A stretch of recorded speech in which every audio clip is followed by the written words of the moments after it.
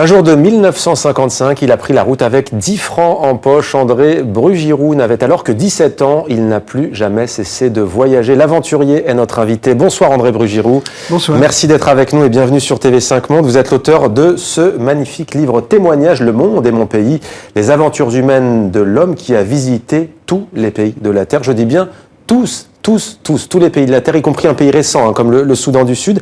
Qu'est-ce qui vous a donné envie de partir à l'aventure, de voyager en cette journée de 1955 ? Vous n'aviez que 17 ans. J'avais 17 ans et ensuite, j'aurais quand même situé l'époque. On ne parlait pas tour du monde. En 55 en France, on reconstruisait le pays de la guerre. On n'avait pas de téléphone à la maison. J'ose pas en parler aux jeunes, ils me prennent pour l'homme de Cro-Magnon. Je leur dis, on n'avait pas de téléphone à la maison. Ah bon ? Je dis, attends, pire, on n'avait pas la télé. Le père du guide du routard venait de naître. C'est-à-dire, il n'y a pas de renseignement. On ne parlait pas voyage, il n'y avait pas d'avion en rédaction, c'était des avions à hélice. Et celui qui prenait l'avion en 55, c'était un riche. Il n'y avait pas les charters, les bas coûts. Il fallait un visa pour l'Espagne, l'Allemagne, la Grande-Bretagne. C'était pas Schengen. C'est-à-dire, on peut plus imaginer ces années-là. Donc moi, ce qui m'a fait partir, parce que maintenant, faire le tour du monde, soyons honnêtes, ça ne veut plus rien dire du tout. Et on sait ce qu'on va voir avant d'arriver. Moi, j'avais le rêve. J'avais le rêve, mais bon, on tient pas une vie sur un rêve. Et dans mon style, il faut être très motivé, puisque ça a duré toute ma vie.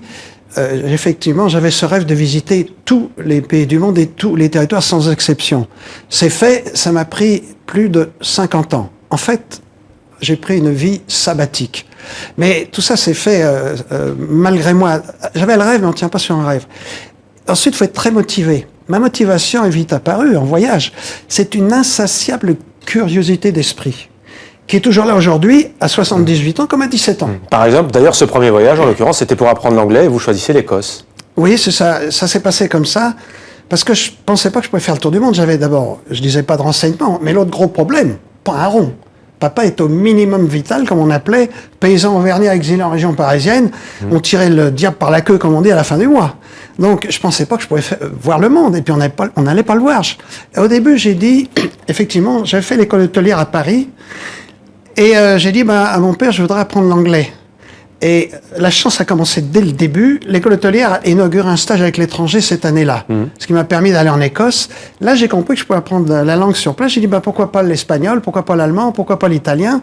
Et pendant 7 ans, j'ai été me parachuter dans différents pays pour apprendre la langue. Je partais avec des sandwichs en poste pour durer 4 jours. Et dans les 4 jours, il fallait que j'ai du boulot. Et tout cela en stop, 400 000 kilomètres depuis 1955 avec $1 par jour, disons quasiment, à peine €1. Qu'est-ce que ça apporte de voyager en stop ? En quoi est-ce un bon moyen de parcourir le monde ?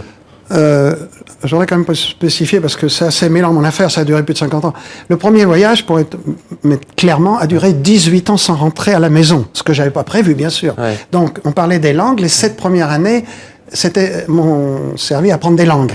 J'ai eu 2 ans au Congo là-dedans aussi pour éviter la guerre d'Algérie à l'époque. Ouais. J'ai pas une vocation de passoire, merci. J'ai réussi à aller au Congo à la place. Ensuite, je voulais apprendre le russe. Ils m'ont pas laissé rentrer en URSS.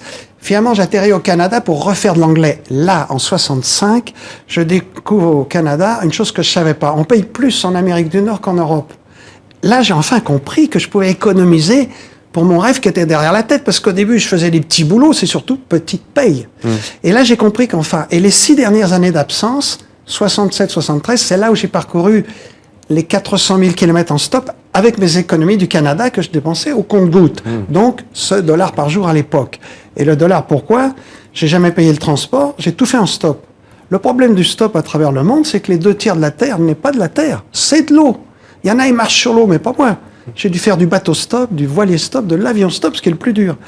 Ensuite, Mais qu'est-ce que ça apporte alors, ça, justement, humainement? Pourquoi le stop ? Oui. Le stop, en tout cas le bateau, comme vous dites. J'ai fait du bateau stop, oui, traverser la mer.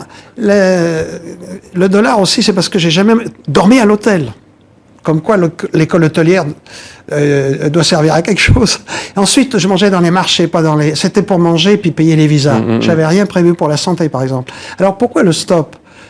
Parce que, en fait, quand on regarde la carte de mes voyages, c'est pas un tour du monde, un cercle, un an, comme la plupart des voyages. Moi, ça zigzague dans tous les sens. On le voit d'ailleurs avec cette carte à l'appui. On voit là, il y a les traits noirs, c'était la partie du stop. Les 400 000 km en stop, c'est quand même la distance de la Terre à la Lune, l'air de rien. Jamais dormi à l'hôtel. C'est facile à dire, mais quand il fait moins 45 degrés en Alaska Il vaut mieux trouver l'abri dans les 5 minutes, sinon on se retrouve chez Findus, rayon surgelé. Ouais. Mais vous avez 3 règles d'or, vous les énoncez dans ce livre, manger, dormir et le sac. Oui, mes règles d'or aussi, oui, et il y a 3 mots tabous. Pour moi, c'est interdit ce que les touristes choisissent en premier, l'hôtel, le restaurant et le taxi. Interdit chez moi. Je vais vous dire que ça fait baisser la note tout de suite. Seulement, il faut assumer. Alors, pourquoi j'ai fait un stop? Alors, le stop, ça se discute pas. On n'aime pas. Mais c'est un moyen de contact fabuleux. Et ce que j'ai fait quand on voit la carte, ça zigzague dans tous les sens, c'est pas un tour du monde. J'aime bien appeler ça un tour des hommes. Ce qui m'intéressait, c'est pas le kilométrage, qui est là aussi, ni l'aventure. Moi, je cherche pas l'aventure. Mais manque de peau, l'aventure me cherche. Je me suis retrouvé 7 fois en prison, j'ai failli me faire flinguer une dizaine de fois, j'ai été déporté. D'ailleurs, j'adore être déporté, c'est gratos. Mais ce que j'ai fait, ce qui m'intéressait, c'est... Déporté, expulsé, bien entendu. Hein, expulsé, oui, déporté, je veux dire, oui, expulsé. Ce qui m'intéressait, je disais, c'est le cœur de l'homme. En fait, pourquoi tout ça? J'ai essayé de comprendre pourquoi ça me tombait sur la tête, c'est pas une vie banale. Je suis né avant la guerre, ça se voit, là, on voit à l'écran, on voit bien. Je spécifie la deuxième, quand même. Hein. Je suis né avant la guerre, et mes premiers souvenirs de la vie, c'est la guerre, mais pas la guerre à la télé, on n'avait pas la télé, mais on avait les Boches. Donc, moi, quand j'étais enfant, j'avais un cauchemar récurrent. Je me voyais devant un peloton de la Gestapo en train de me fusiller. Ça commençait fort. J'ai passé une nuit debout sur mon lit à Brunoy, où j'habite en banlieue parisienne, quand il y a eu le bombardement à Villeneuve-Saint-Georges à côté. J'ai eu très, très, très peur. Donc, en fait, mon tour du monde, au bout d'une douzaine d'années sur la route, j'ai compris pourquoi. J'ai voulu rencontrer les hommes du monde entier pour connaître les points communs, les différences, les cultures, et savoir une question essentielle suite à mon enfance dans la guerre. Parce que l'enfance, les souvenirs, c'est comme un sac à dos intérieur pour toute la vie, c'est important. J'ai voulu savoir, est-ce qu'un jour, les hommes vont être capables d'établir la paix? Ça, c'est la question essentielle aujourd'hui. Ça a été ma quête, ou mon enquête, alors, sous-jacente, inconsciente. J'ai pas dit à papa à 17 ans, avec mes 10 balles en poche, ben, bisous, bisous, hein. Je reviens dans 18 ans, je vais voir si on peut faire la paix, mais c'est ce qui s'est produit. Et, pour terminer sur ça, là, je suis rentré au bout de 18 ans parce que j'étais malade, je voulais pas rentrer, je faisais le tour de ma taille avec mes doigts suite à une dysenterie pas soignée. J'étais gros comme ça, c'est pas normal. Mais j'étais furieux, il manquait des pays. Alors la deuxième partie, pour terminer mon rêve, j'étais en France et pendant 30 ans, je partais chaque année 6, 7, 8 mois pour finaliser mon rêve de visiter tous les pays, tous les territoires du monde. C'est fait. Mais également, j'étais doublement motivé parce que la conclusion de mon premier voyage, je l'ai mis dans le titre de mon premier livre, La Terre n'est qu'un seul pays. Donc c'est une idée qui convient à tous les hommes. Et ma conclusion sur la paix, est-ce que la paix est possible? Je ne sais pas si la réponse vous intéresse. Justement, j'ai prévu une question à ce sujet, allez-y. Eh bien, ma réponse à ça, c'est que la paix est non seulement possible, elle est inévitable. Cela dit, pour autant, et la voici cette question, le monde a bien changé depuis votre premier voyage. Vous ne nous démentirez pas. Comment voyager aujourd'hui avec... vous avez encore, vous, ce vœu, qu'on pourrait dire pieux aujourd'hui, d'une paix qui viendrait globale? Mais c'est pas un vœu pieux. Je vais vous surprendre. Les médias sont pas au courant, il va falloir qu'ils regardent un peu, les gars. La paix est en marche. C'est ça que j'ai vu. C'est pour ça que j'ai écrit des livres. Il faut pas rêver, il faut pas en prendre pour un utopiste non plus. Mais vous le savez comme moi, il y a une chose qui a bouleversé l'histoire du monde, récente, c'est nouveau, ça vient de sortir, il n'y a plus de distance.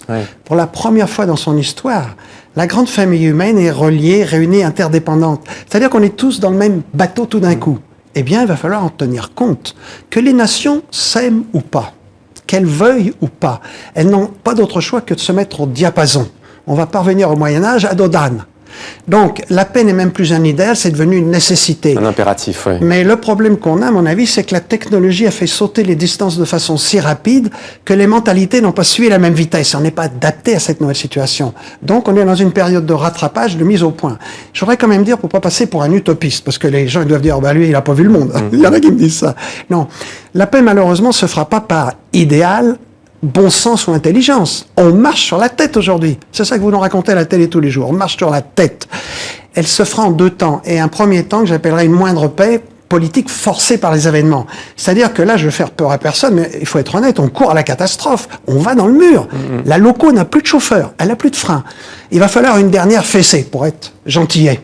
À partir de là, l'humanité sera contraint à changer sa façon de faire, c'est-à-dire passer de cette compétition de cow-boys qu'on a aujourd'hui, cette foire d'empoigne, au partage et au dialogue que propose l'Europe. C'est-à-dire ça sera un virage à 180 degrés forcé. Et à partir de là, l'humanité continuant sa croissance, sa maturation, débouchera sur la paix, c'est-à-dire plus de coups de canon.